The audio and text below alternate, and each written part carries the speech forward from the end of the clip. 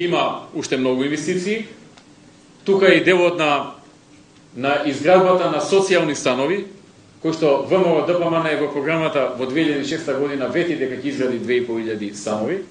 И на добар пат сме ова да го оствариме, затоа што голем дел веќе се или завршени, или во длабока фаза на градба.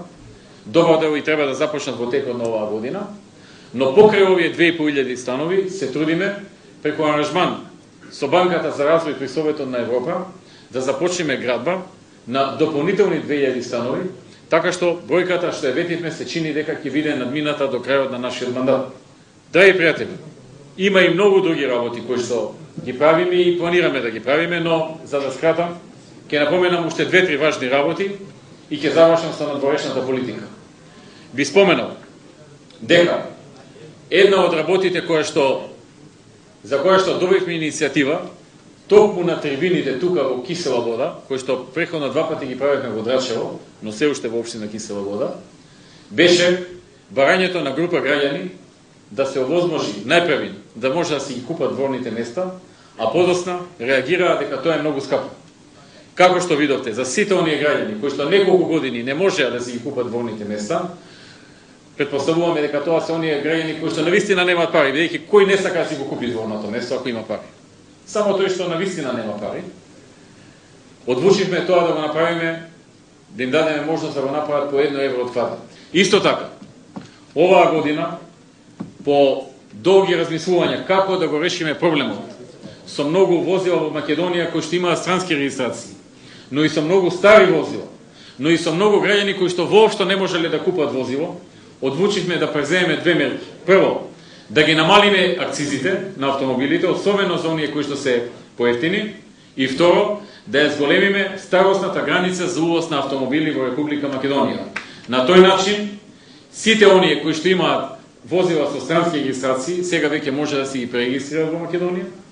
Сите оние кои што имаат возила, кои што немаат никаков стандард, ниту Еко 1, ниту Еко 2, ниту Еко 3 и така натаму, да може да купат понови возила, и оние кои што воопшто немаат возило, да можат да дојдат до возило, нивното семејство да има возило. Еден од крупните проекти кои што треба да го завршиме до крајот на оваа година е проектот електронски катастер, што значи да не мора мнозинството од граѓани веќе да не мора да одат воопшто во катастер, туку со самото одење на нотар и со приложување на документите за купопродажба на некој недвижен имот, дали е тоа земјиште, дали е стан, куќа и слично, нотарот компјутерски и електронски автоматски го известува катастерот и катастерот автоматски ја менува собственоста на оној кој што продал, од оној кој што продал на оној кој што купил. Во делот на надворешната политика, владата на Република Македонија и пред се ВМРО ДПМН минатата година оствари едно од своите најголеми ветувања, кои што беа ветувања на многу влади до тогаш, но не го исполнија. А тоа е ветувањето кое што вани го остваривме, визната либерализација. Визната либерализација на илјадници граѓани во Македонија ќе им помогне за правење бизнис, за здравствени проблеми решавање, за образование, па и за туризам, што е така многу важно, како кај помладите, така и кај повозрасните. 2009 беше одбележена уште една работа во надворешната политика. А тоа беше што прв пат Република Македонија доби можност да добие позитивен извештај од Европската Унија за реформите што ги спроведува и да биде кажано дека Македонија веќе го достигна нивото за да може да ги започне финалните преговори за полноправно членство во Европската Унија. Оваа држава, ова раководство не сака ништо туѓо. Не сакаме ниту туги територии, не сакаме ниту туги култури, не сакаме ниту туги пари, не сакаме ништо да никому да му одземеме, но не сакаме и нам да ни го земат она што е наше. Тоа е нашата порака и тоа е нашата борба. Ние што сте вечерна гости тука во нашата Кисела вода, ова уште еден доказ дека владата на господин Никола Груевски работи со народот и блиска на народот. Почитувани сограѓани, ценети гости од бизнис заедницата. Јас ќе бидам многу краток во интерес на тоа да вие поставувате прашање од ветка и можноста да имате пред вас саков аудиториум владата на Република Македонија. Од кога е формиран Советот на Кисела вода и новата општинска администрација, констатиравме 3 работи. Прво дека треба да направиме дело ниво со општина Аеродром, го направивме и ако не беше помош од владата на Република Македонија 35 милиона денари, немаше да преживееме годината, благодарение на владата понешто ги направивме.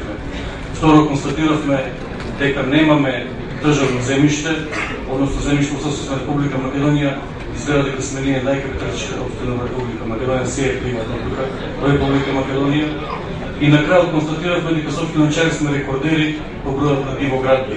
Се надевам дека законот за легализација на дивоградбите ќе ни помогне, може најмногу нас во кисела вода. Кои се неколкуте приоритети?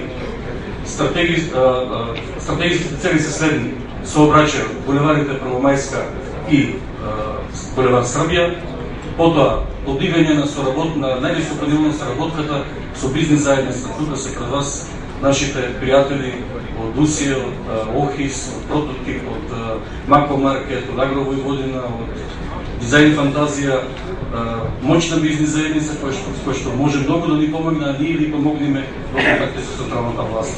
Трето, мислиме дека треба конечно да го дислоцираме домот на наркозависници од кисела вода и кисела вода како еден град заедно со Сопиште од 60.000 жители да добие конечно поликлиника кисела вода.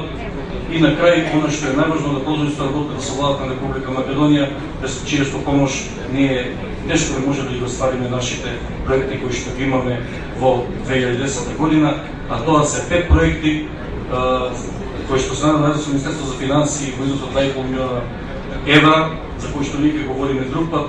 Сега е важно вие да говорите. Ви благодарам. Дошли сите општини на Скопје.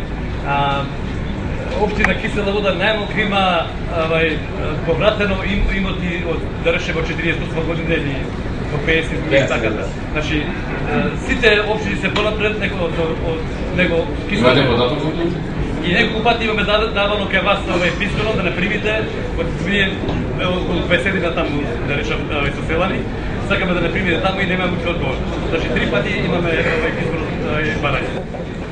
Значи, има 2-3 општини кај што поспоро се одвиваше процесот, меѓу кои една е Кисела вода и Чаир имавме поспоро одвивање на процесот заради тоа што имавме проблеми со судовите и со надлежните институции за прибирање на податоци. И може би проблеми во рамките на комисијата, односно на луѓето што беа вклучени во комисијата за општината.